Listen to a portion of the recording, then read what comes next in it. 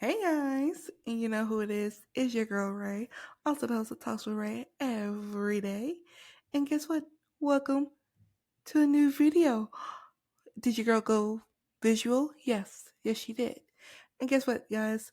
We also are gonna have theme weekdays, okay? Monday through Friday. Each day is a different theme. And because it's Friday, guess what today is? Fun Friday. So welcome back to another episode. Today's episode is going to be about my top 10 Disney classic movies. And if you don't know anything about Disney, the classics are typically always the best. So, you know what to do next. You grab your cup, you take a seat, and you're going to get your fill of Talks with Ray every day. And guys, wanted to tell you, this is like my first time ever doing like video. And also, this is a new mic on top of that. I'm really excited for this journey, but getting into the video, I want to name off like my top 10, and then we're going to do some mentions and some other movies that just don't seem to have enough credit, okay? And with the top 10 list, we're going to start at number 10 with Atlantis, The Lost Empire. Guys, can we just first talk about Akita in that movie? She was a freaking queen. A queen, and she deserves more credit. I'm just saying. And the technology that a lost civilization had, that if we had that technology today, a lot of our problems would be solved. I truly believe this. But that's definitely like top 10 I have to watch at least once a year type of movie. But going into number 9, Mulan. Guys, can we just Mulan? Okay, not the new Mulan. These are classics, okay? This is going back 1930s, early 2000s, okay? Mulan was the it. Okay, you over here singing, make a man out of you, girl worth fighting for, reflections. And can we talk about Mushu? Just dishonor on your family, dishonor on your cow, like Mushu and that Lucky Cricket. Oh my gosh, that combo stole the show. And then coming at number 8 would definitely be Leo and Stitch. Now, I love me some Stitch. I love me some Leo. But if I can sit there and say like Nani and Leo were definitely me and my older sister to this T. And then if y'all know that scene of Leo and Stitch going back for Stitch like pointing at Leo, and Leo just pointing her finger at Stitch, saying, "I'm not touching you." That's literally me and my sister, just because we're like 10 years apart. So it was funny because that scene is literally me and my sister. But Leo Stitch definitely comes at number 8, even though I watch it almost every single year. And then coming at number 7 is definitely Pocahontas. You know, Pocahontas, Color of the Wind, Just Around the River, man. You know, can we talk about that song, Savage? Like, savages. Just savages. That song hits so deep on so many levels. I don't think people truly understand, like, the gist of that movie.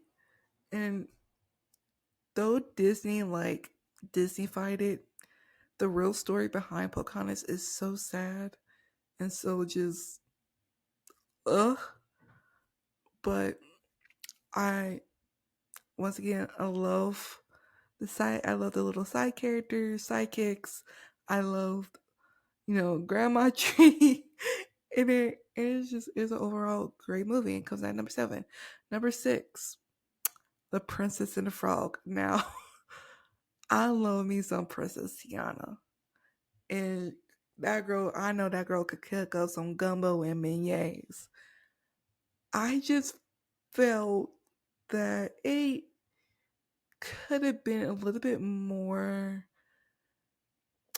What am I looking for? Like, it could have been a little bit more on the cultural side and terms of the Shadow Man, because I will not butcher his name. I feel like we should low key get a backstory on him to figure out why he became the Shadow Man and the backstory behind Mama Odie. I feel like their story should have been more in depth than what it was. And that's the reason why it low key comes at number 6. Otherwise, it would have been much higher. But number 5 is Brother Bear. If you have not seen Brother Bear, have you lived? Can we talk about the transformation, the songs, the bears themselves, the little cub? Because I can, for some reason, my brain is like not wanting to think of the names. Like, they're so freaking adorable. How can you not? Like, how? How can you not? They're so freaking adorable. Like, it just easy top 5. Easy top 5. And number 4, which might shock some people, but Treasure Planet comes at number 4. Because if you really think about that movie, like, first of all, Cyborg is totally his father. I don't care what anybody says. Cyborg is totally his father. But it's literally this misunderstood boy just low-key grieving the fact of his father abandoned him and his mother, and his mother is literally struggling to stay afloat and take care of both her and him. And he's like, just, I feel like if he got low-key nowadays, if he just got therapy, he'll be straight. But if you watch the movie, even though the cyborg, we all know what happened with the cyborg, he literally came out for the better. And that's after like going through some therapy and some counseling with the villain, which is crazy ironic. But and then we talk about the cinematographics in that movie, the songs, the cinematographic, the feelings. It's such a good movie. It's such a good movie. And if you haven't seen it, I need you to go watch Treasure Planet. Like, it will the feels, the go in the heart. And then we're coming to top 3. This one's of course a classic, but number 3 is The Lion King. I love me some Simba and Nala, though I feel like Nala should have put Simba in his place more, because how this boy gonna go off for who knows how long and just come back like, yeah, my uncle lied to me, kind of killed him off, feeding him to the hyenas, and just act like everything's good and dandy. Like, sir, you left us to starve. You left us to fit. I low key felt like Simba got off too easy. I feel like Nala should like hit him upside the head a few times, but Timon and Pumbaa, of course, the stars of the show. Like, Simba and Nala weren't the stars. Simba wasn't the star. Timon and Pumbaa was. And then can we talk about Hakuna Matata, the circle of life? Like, Rafiki. If I said his name right, if I said his name wrong, don't come at me. Like, side characters are everything. I swear. But Lion King, love it. Top 3. At number 2, which I might think I shocked people, top 2, Lady and the Tramp. And I don't care what anybody says. Lady and the Tramp. I searched everywhere to get this on DVD. Lady and the Tramp is freaking amazing. I don't care what anybody says. Like, it's literally the doll version of Romeo and Juliet. You have two people on the different sides of the fences. And though this boy tries so desperately to be like, girl, they're just gonna put you on the street just like they did me. Girl's like, no, they're not. They love me. And look, they just open up each other's worlds. He got some healing from the girl. The girl got some sis not into her, like, yo, there are bad humans out here that will like kick you to the curve. And she's like, low key grateful she has these amazing parents. But I'm like, and then they take him in, and then you have the sequel with all the pups. Like, I'm sorry, it's just, I love that movie. It's so romantic. And just there's just so many good lessons in that movie. Like, don't judge each other. Like, don't judge a person by where they grew up, like on what side of the railroad they grew up on. Like,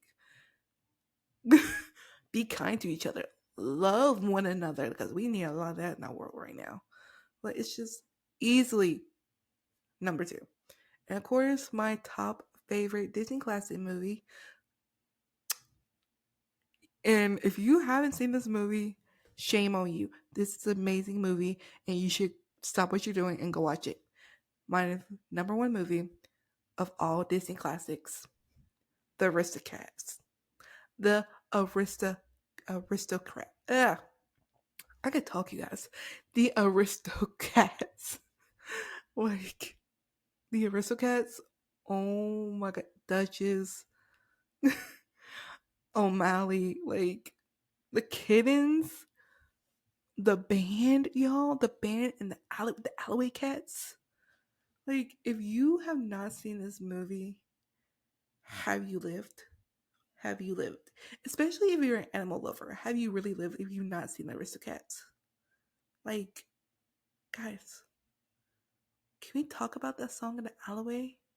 Like, everyone wants to be an alleyway cat. Like, everyone wants to be an alleyway cat. I don't care. It's my top fun. It's my top movie, and I will stand by that. I would die on that hill as the Aristocats being my number one top classic movies.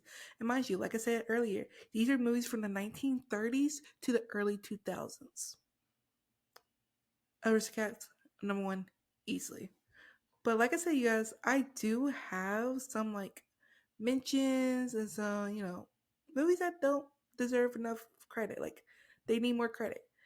And some honorable mentions is one of them is Chicken Little. If you guys haven't seen Chicken Little, have what did you do as a kid? Like, Chicken Little was the movie growing up. And then the game came out, and the game was epic. Growing up, like, I know this new generation will never understand. Like, like having to sit there and wait for that movie and begging your parents, not just saying "Give me that movie," no, begging, like agreeing to chores and making sure you got good grades is like begging your parents to get to get a game based off of a movie, like, and it was next to impossible. And then another mention, of course, is The Emperor's New Groove. And I want to actually, even though Crunk didn't come out until later, I'm gonna kind of loop Crunk into this one. Like, Emperor's New Grooves and Crunk's New Groove. Oh my gosh, can we talk about Llama and then the kitten when she turns into a kitten? Like, oh my gosh. Like, guys, these are just classic movies that if you didn't see them, what were you doing when you were a kid? What did you do during the summer when you were a kid? I was watching Disney classic movies, obviously. And then of course you have the classic Aladdin, the original Aladdin, the Friend Like Me, the late Robin Williams genie, just pure cinematic. And then Hercules on top. Can we talk about the muses in Hercules? Like, hello, those girls rock the entire movie. The muses made that movie, and I'm gonna stick by that. The muses made that movie. But yeah, Chicken Little, The Emperor's New Groove, Aladdin, Hercules. Those are some really good honorable mentions because, like I said, these are classic movies. These are movies that everyone should have watched at least 100 times, if like at least 100 times. And then I have two movies that just do not get enough credit. And the first one being Basil, the Great Mouse Detective. I'm not gonna lie, it took me it's like a few years ago, like, mind you, I'm like 25. I think I finally watched it when I was like 1920. And I'm like, oh my gosh, this was such a. It's basically the animal version of Sherlock Holmes. If you are a Sherlock Holmes lover, you need to watch Basil. You need to watch Basil. It's so good, and I feel like it's one of the like forgotten movies, and not a lot of people talk about it, and it kind of makes me sad because it was such a good movie, especially with mice versus rats. And I'm an animal science major. And knowing the difference between the two is like even more uncanny, which adds a deeper level to the movie, which I think is fantastic. And then my second one that not a lot of people give credit to is Oliver and Company. If you never seen Oliver and Company, you don't know true cinematic movies. Like Oliver and Company not only had an amazing soundtrack, but also an amazing lessons in that movie, which was once again, don't judge a book by its cover, okay? Because Oliver and Company, those sassy dogs, I'm just saying, I'm just saying.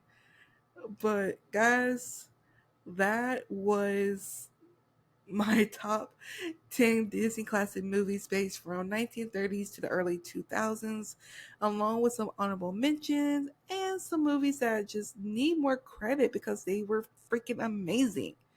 But if you have any episode suggestions or just want to leave your comments and opinions and whatnots, please leave them below or send a personal message or DM me and I'll try my best to get to them. And if you enjoyed the episode, be sure to check out my previous ones and share them with everyone that you know and on social media. Also, be sure to check out at Ray Talks, that's RAETLKS, on Instagram, Twitter, and TikTok to stay up to date on all things Talks with Ray every day. Now, remember to stay safe and take a break and enjoy your favorite Disney classics. See you next time on Talks with Ray every day. Love you. Mwah!